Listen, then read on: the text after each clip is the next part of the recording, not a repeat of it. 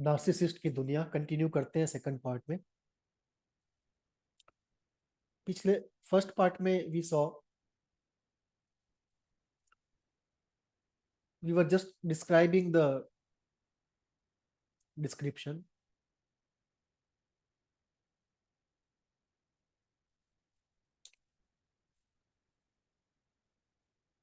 और आगे बढ़ते हैं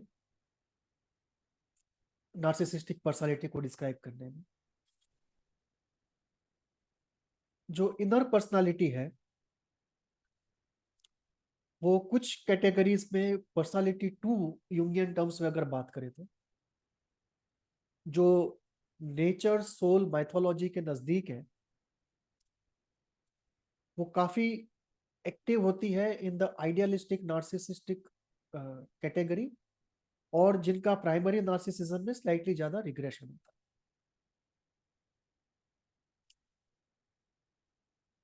है। इंटरेस्ट इन एसोटेरिक एरियाज ज्यादातर लोगों में होता है, नार्सिसिस्टिक लोगों में। और जब स्पिरिचुअलिटी मिस्टिसिज्म में जाते हैं तो या तो लीडरशिप पोजीशन ले लेते हैं या लेने की कोशिश करते हैं। कुछ नहीं कर पाते तो लीडर के फेवरेट बनने की कोशिश करते हैं।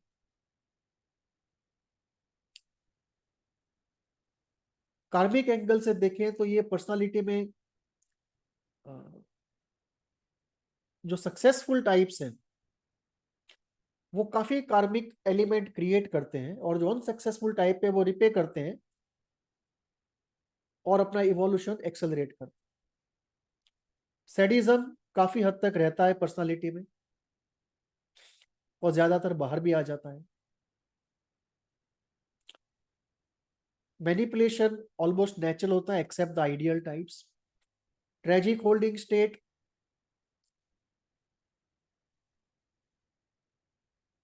डिपेंडेंट के कंपैरिजन में वीक होता है लेकिन अदरवाइज अपने आप में काफी स्ट्रांग होता है। फेल्ड रिलेशनशिप्स, पॉलीगैमी इस पर्सनालिटी के साथ एक बिल्कुल कॉमन कॉम्बो है। और बाय एंड लार्ज इसलिए फेल्ड रिलेशनशिप होती है क्योंकि इनकी पैथोलॉजी को देखकर सामने वाला जो होता है वो जान बचा के भागा होता है। स्टबबॉर्न एलिमेंट होता है और बाहर से विजडम को एक्सेप्ट नहीं कर सकती क्योंकि वो उनकी ओमनीपोटेंस को चैलेंज हो जाता है। साइकोसोमेटिक सिकनेसेस काफी कॉमन है, स्पेशली ब्लड प्रेशर डायबिटीज काफी कॉमन है। वेरी स्ट्रेंजली इरेक्टाइल डिसफंक्शन और सेक्सुअल परवर्जन भी काफी कॉमन है along with narcissism, और specially with regard to the unsuccessful narcissist ये बहुत ही कॉमन है।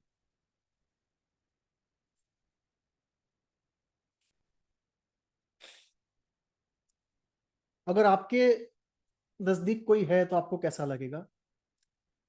पॉजिटिव साइड पे आपको अच्छा लगेगा कि कोई कॉन्फिडेंट है, जिसके पास एक विजन है, जो कुछ करना चाहता है और एवरीडे लाइफ सेटिस्फाइड नहीं है, एक ग्रेट लीप फॉरवर्ड लेना चाहता है। माओ का ग्रेट लीप फॉरवर्ड भी उसी का एक नार्सिसिज्म का ही आउटकम था। ये भी आपको अच्छा लगेगा कि कोई लार्ज हार्टेड है, कोई किसी कॉज को डिवोटेड है, कोई टैलेंटेड है, गोल्स के लिए सेक्रीफाइस कर रहा है,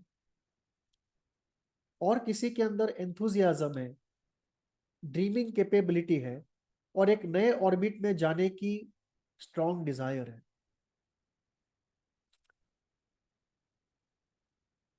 एक जो एवरीडे बेनल वर्ल्ड है,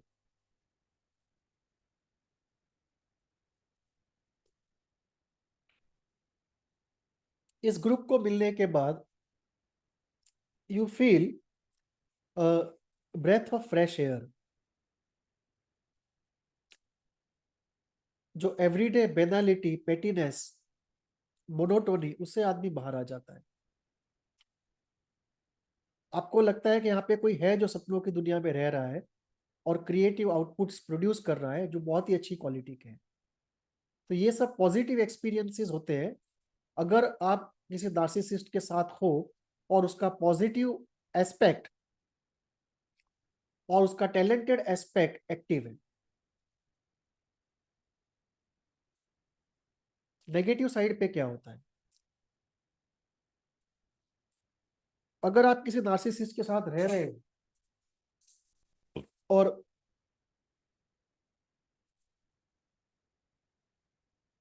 नेगेटिव एक्सपीरियंसेस हो रहे हैं, तो नेगेटिव साइड पे ये होता है कि आप तंग आ जाते हो, इरिटेट हो जाते हो उसकी क्वेस्ट ऑफ ओमनीपोटेंस से, उसके बिलीफ इन ओमनीपोटेंस से।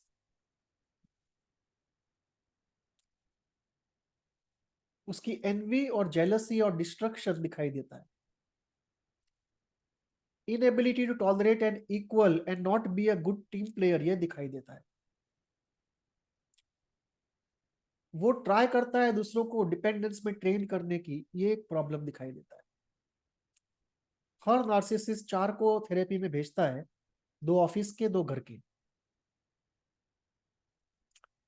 और उसका जो फेम और एडमिरेशन सीकिंग है और जो वुंडेड हीरो का सर्कस है, वो आगे जाके आदमी को इरिटेट कर देता है। And usually people give up and create a distance.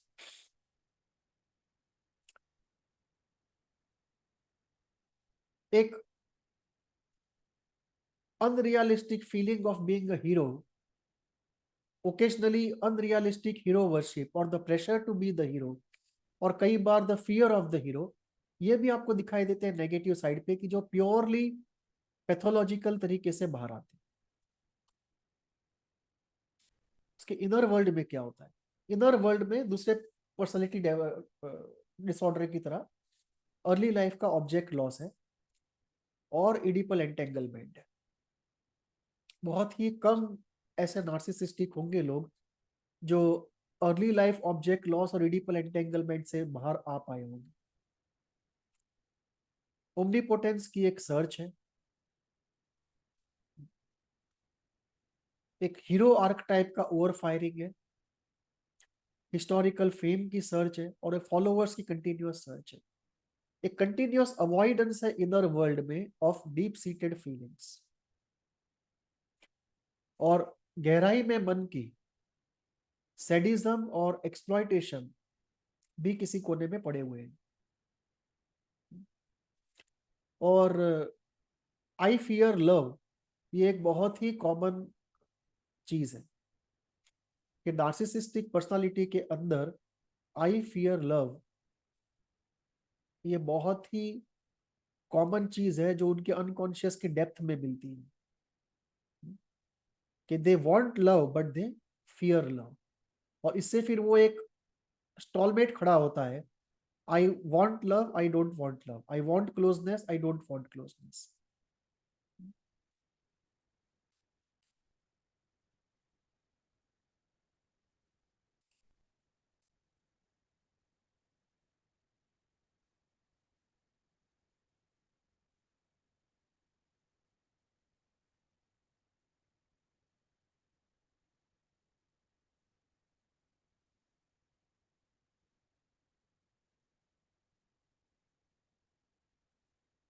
एक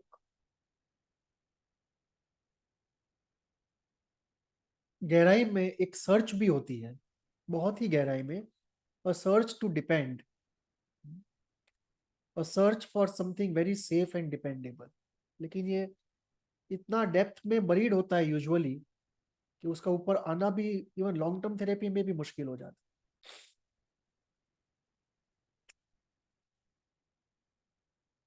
इनर वर्ल्ड के रूट में एक फियर ऑफ अबेंडनमेंट, एक इंफीरियरिटी एंड और एक strategy to command and control the outer situation to stabilise, कि अंदर की दुनिया में है अबेंडनमेंट का फियर और इंफीरियरिटी, और बाहर की दुनिया में जो बिहेवियर का तरीका है वो है कमांड, कंट्रोल एंड स्टेबिलाईज।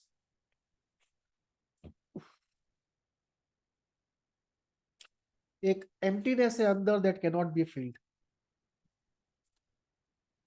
और ये एम्प्टीनेस हमको कई बार उसमें भी दिखाई देती है अपने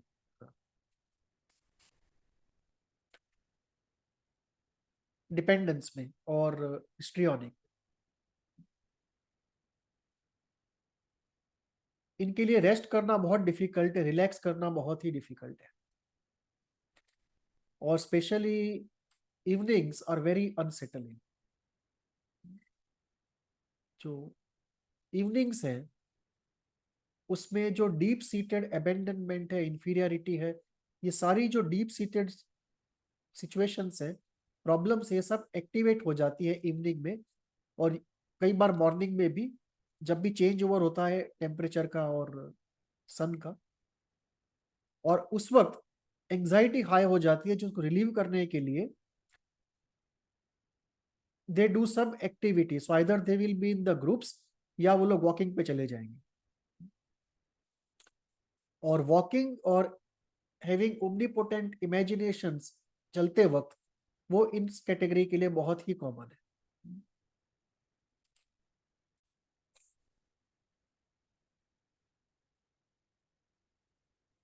तो एक एम्प्टीनेस है जो फिल नहीं की जा सकती, और क्योंकि ये रूट में अनरिजॉल्व है, इनको लेकर और इन चीजों को लेकर जब भी सिस्टम में एनर्जी हाई होती है, एंजाइटी शुरू हो जाती है, and they have to do something to control it, and most common is to do some activity and go into omnipotent imagination.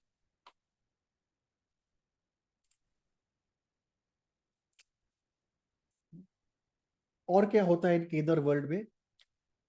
इनके इनर वर्ल्ड में बहुत ही स्ट्रॉन्ग रिलेशनशिप्स होती हैं। आउटर वर्ल्ड में बहुत कम होती है जो स्ट्रॉन्ग रिलेशनशिप्स होती है, लेकिन इनर वर्ल्ड में बहुत ही स्ट्रॉन्ग रिलेशनशिप्स होती है। कई लोग ये कहते हैं कि नार्सिसिस्टिक पर्सनालिटी में रिलेशनशिप्स बहुत कम होती है, लेकिन ये ट्रिकी चीज है। आउटर वर्ल्ड में कम है, लेकिन इनर वर्ल्ड में बहुत सारी है और बहुत इंटेंस है, और दोनों ही जगह पे इन्वेस्टमेंट पॉलीगैमस है, आउटर वर्ल्ड में भी, इनर वर्ल्ड।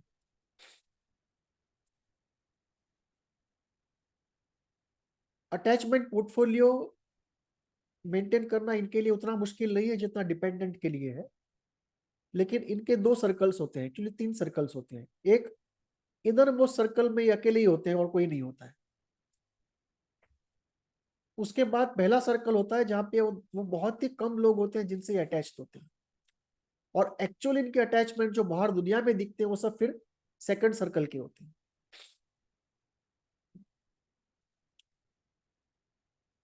सेपरेशन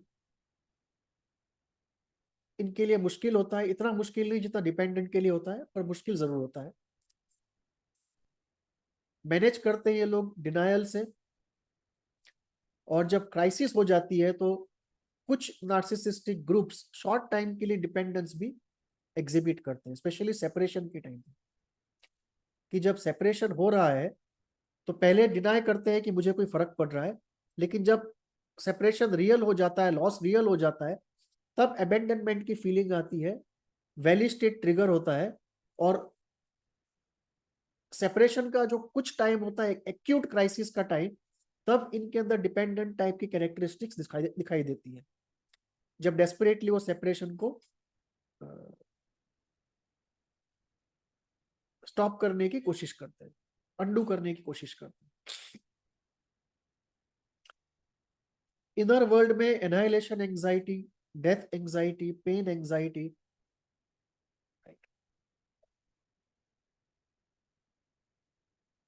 ये काफी स्ट्रांग होती है, और नेवर अगेन ये भी काफी स्ट्रांग होता है।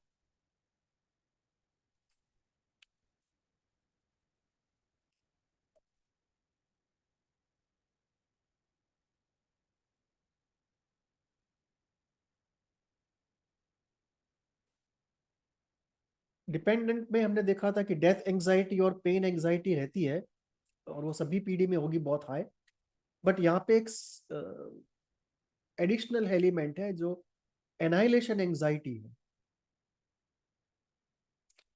Not only that I will die, but my psychological existence will be erased for ever from the universe. इस तरह की एक अलग टाइप की एंजाइटी, और ये डेथ एंजाइटी से बहुत अलग है। कई बार नार्सिसिस्टिक कैरेक्टर्स डेथ एंजाइटी को ओवर पावर भी कर जाते हैं for fame, historical fame. Historical fame का जो मोटिवेशन है वो इसको ओवर पावर करके उनको रिस्की सिचुएशन में भी ले जाएगा। लेकिन एनाइलेशन एंजाइटी एक ऐसी चीज है जिसमें वो लोग बहुत ही मुश्किल से इसको कंट्रोल कर पाते हैं। फियर ऑफ डेस्टिट्यूशन, अलोननेस एक रहता है। Narcissistic explosions to take revenge, ये भी एक रहते हैं। और डीप अंदर रेज, गिल्ट और शेम, ये तीन काफी स्ट्रांग रहता है। और एक शेम फेम के कंटिन्यूम पे पर्सनालिटी मूव करती रहती है।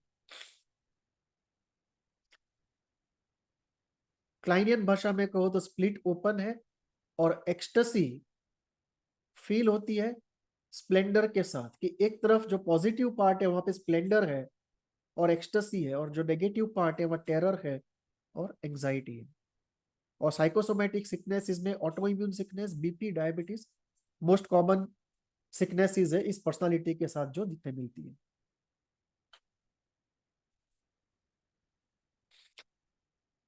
इनर वर्ल्ड में और क्या है,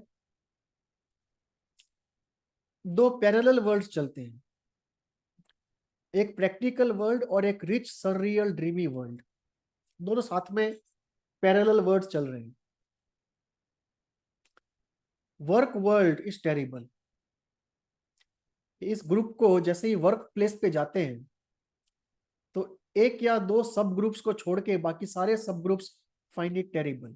सो अनलेस कि वो खुद रिच और पावरफुल फैमिली से आ रहे हैं तो उनको अच्छा लगता है, otherwise in general except for a few talented and strong ones, 75% of this group actually wants to avoid work.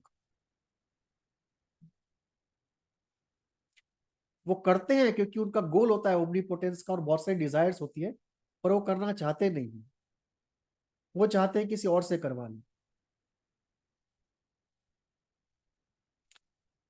So dependent का जैसे प्रॉब्लम होता है अबेंडनमेंट का, नार्सिसिस्ट का प्रॉब्लम होता है नो विक्ट्री का, नो एडमिरेशन का, कि that's the strongest problem to solve. एक क्लोजनेस और अबेंडनमेंट के सीसॉ में पर्सनालिटी झूले खाती रहती है। और जो वैली स्टेट है जो हमेशा अनरिजॉल्व रहता है, जो पहले हमने वैली स्टेट की डिस्कस किया था डिटेल में, जिसको इंटरेस्ट हो वो अलग से इस पे पूरा डिस्कशन है वो देख सकता है।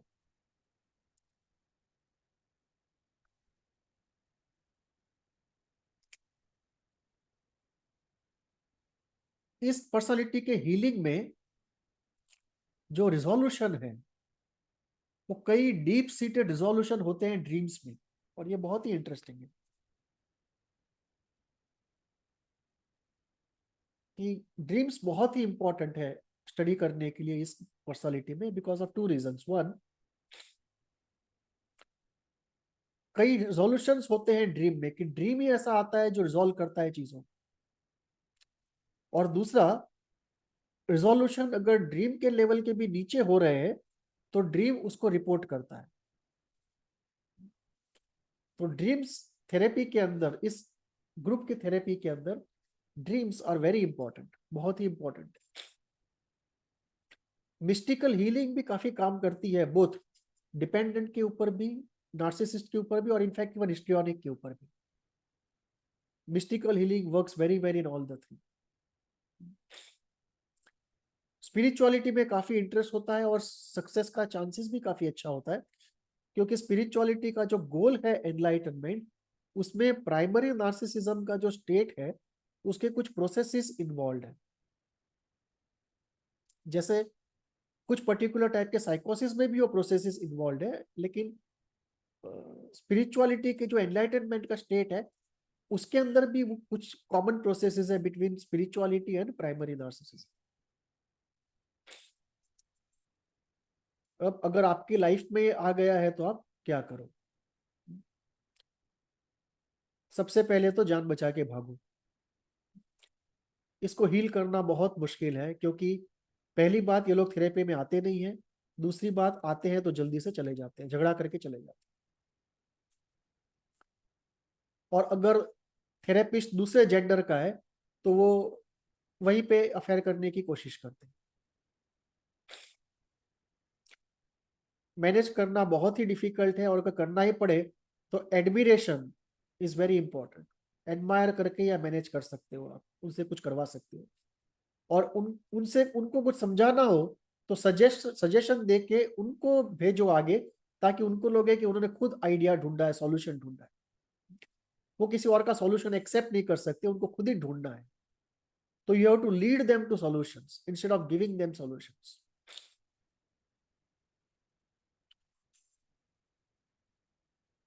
ज्यादातर नार्सिसिस्ट अनसक्सेसफुल रहते हैं, क्योंकि ऑब्वियसली कोई भी ग्रुप है उसमें सब तो सक्सेसफुल नहीं हो सकते, 10-15% ही होंगे। दूसरे 30% मॉडरेटली सक्सेसफुल होंगे, और बाकी लोग एवरेज या बिलो एवरेज ही रहेंगे। तो वो उनको डेस्परेट बना देता है कि किसी भी तरह से सक्सेसफुल हो, और कई बार उसी में वो ऐसे रिस्क लेते हैं कि वो कहीं के भी नहीं रहते और डूब जाते हैं। कई लोग सुसाइड भी कर लेते हैं, सुसाइड तो नहीं करते पर क्राइम कर लेते हैं, सॉरी।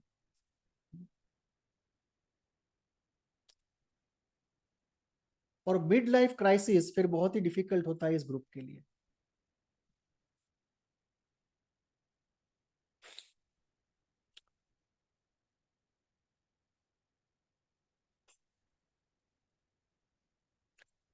फेलियर के बाद सुसाइड नार्सिसिस्ट का मैंने बहुत ही रेयर देखा है। सुना है मैंने, ऐसा नहीं कि नहीं हुआ है, बट रेयर है वो, because they love themselves so much.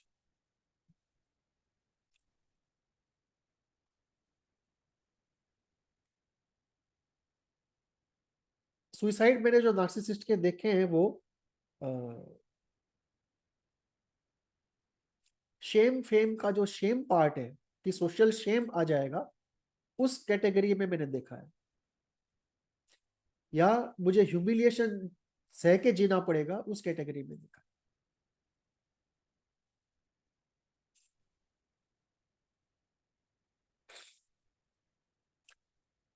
अगर साथ रहना ही पड़े तो फिर long term therapy with same gender therapist who is practising psycho analytic, वही एक रास्ता है अलोंग विद अदर थिंग्स। और हमेशा सेम जेंडर थेरेपिस्ट ही पसंद करें, और स्पिरिचुअल प्रैक्टिस को ऐड करें साथ में। ये जो पर्सनालिटी है, they if they are not very successful, and most of them are not, they are they can be settled in academics, consulting, therapy, art, performance arts, NGO, यहाँ पे इनको सेटल किया जा सकता है।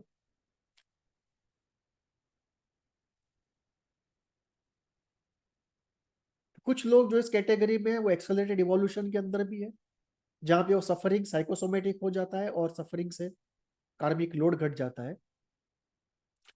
और अगर ये पर्सनालिटी बड़ी होती है गुड और रिसोर्सफुल पेरेंट्स के साथ में, with some good guidance in the school, mentorship in the workplace, good therapist and some good spiritual master, तो एक ऑप्टिमम लाइफ और मिनिमम सफरिंग और बेस्ट पॉसिबल हैप्पीनेस वाली लाइफ और प्रोडक्टिविटी की लाइफ का जो फॉर्मूला है, वो ये सब के कॉम्बिनेशन से इस पर्सनालिटी के लिए पॉसिबल हो पाता है।